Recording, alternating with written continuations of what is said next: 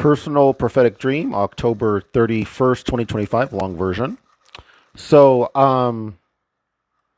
yeah, the Lord wants me to put this out there because this is going to come to pass. And people, this will be another thing that looking at my videos, people will not be able to say that I'm not a prophet because I'll be able to look back in the videos before when I was a nobody, and then when it comes to pass, they'll see God has lifted me up because I am a nobody in this world. I could never do what I'm about to tell you. So anyway, I had a dream, and then I'm going to give you. The Lord actually gave me the interpretation as I was doing the short version of this video because I felt like the Lord told me, yes, record the dream, and I just woke up out of the dream, and so I did. And but then as I was recording it, he was giving me the interpretation. So here's the dream, and then I'll give you the interpretation. The dream was that I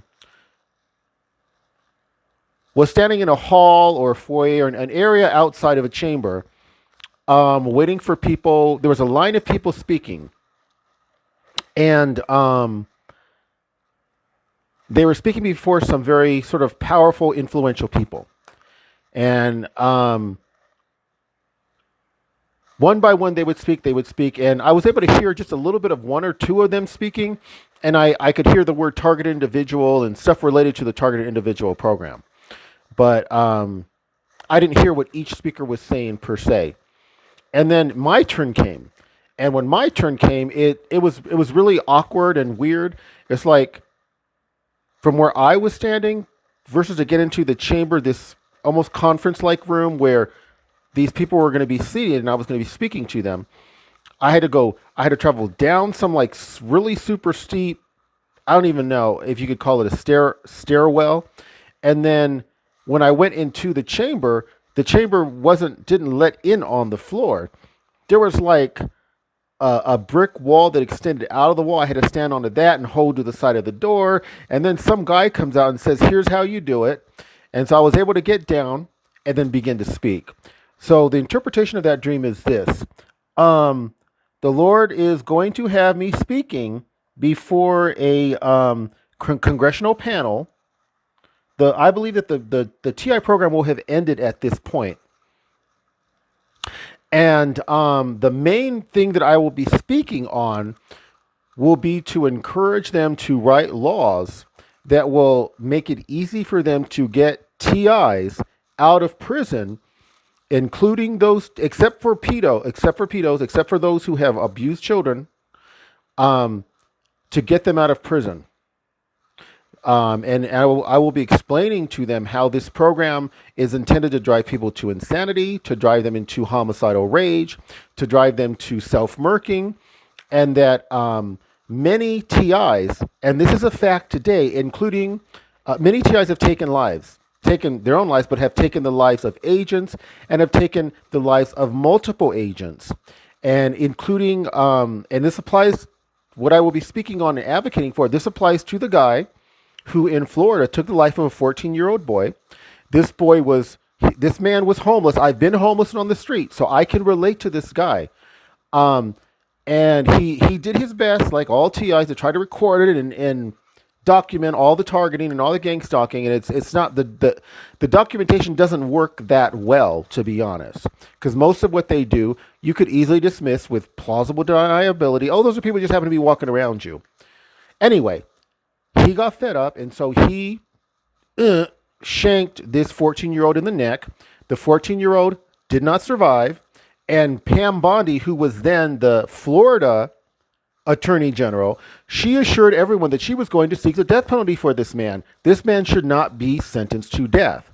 And so it will be people like him, people like another guy. This man took the lives of 3 people, his sister, his niece, and a neighbor. And these 3 people played major roles in his targeting. And he is another person who identified as a TI and said the reason he was doing this was to try to expose the program and hopefully put a stop to it because they were driving people to homicidal rages, etc.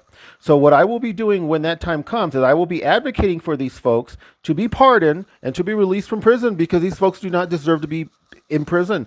These folks have been driven to this. They've been driven to these homicidal rages. They've been driven to this. And you could say in large part, they're innocent. they're innocent. It's like death by a million little cuts. So I do not care about these people who have lost their lives. It means nothing to me. I'm neither happy nor sad. It means nothing.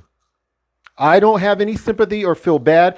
I neither feel bad nor do I feel glad about his 15-year-old niece losing her life, this 14-year-old boy losing his life, him having to take his sister's life. I am neither happy nor am I sad. It means nothing to me. They were actively targeting these people. I brag about God, that God for me, he renders all this targeting futile. He renders all this targeting. They're listening to me now and they're trying to target me now. He renders it a pathetic joke. God will never allow me to be pushed to the point of doing some of the things that these other TIs have done. However, that's because of the supernatural Most High God. I was nearly pushed to that point myself before the Lord really began to manifest himself in my life and get me to where I don't react to this. It no longer bothers me. It's not physically painful. It's kind of entertaining and funny. This is the supernatural power of God. Most people do not have God working in their lives in this way. These folks do not deserve to be executed. They do not deserve to be imprisoned for life. And I'll be honest with you, they don't deserve to be in prison at all. They have been driven to this.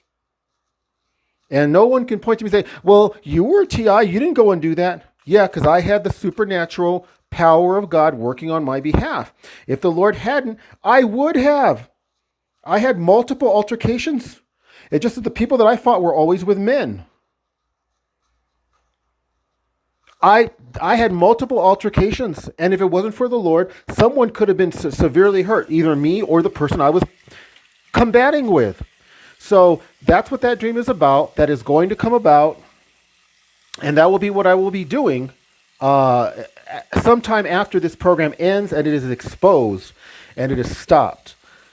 And so I will be speaking before a congressional panel, or that they have these different little groups, right? Where you'll have like a congressional panel on this, that, or the other. And the one that I will be speaking to will be the one that will be addressing this issue. And they will be the ones who will decide whether these laws should be undone or loosened for TIs who are in prison and given a second chance at life. And so the Lord wants me to tell you this, and the Lord wants me to just let you know he gave me a vision of this happening before, and I thought, I'm not sure, is this really from the Lord? Because this is very like self flatulating, or that's not the word, self, like you're trying to make yourself look good. It's kind of like that. And then this dream that I had last night literally just confirms it, because I thought, this dream doesn't make any sense. Who am I speaking? I didn't get to see who I was speaking in front of. I just knew they were prestigious, powerful people, and I was in this kind of like marbled building that was kind of, very fancy or whatever. And as I obeyed God and began to do that 60-second video, as I'm speaking, the Lord's giving me the interpretation. This is what that dream means. And the Lord is going to be glorified because he will be the one to raise me up. I'm nobody.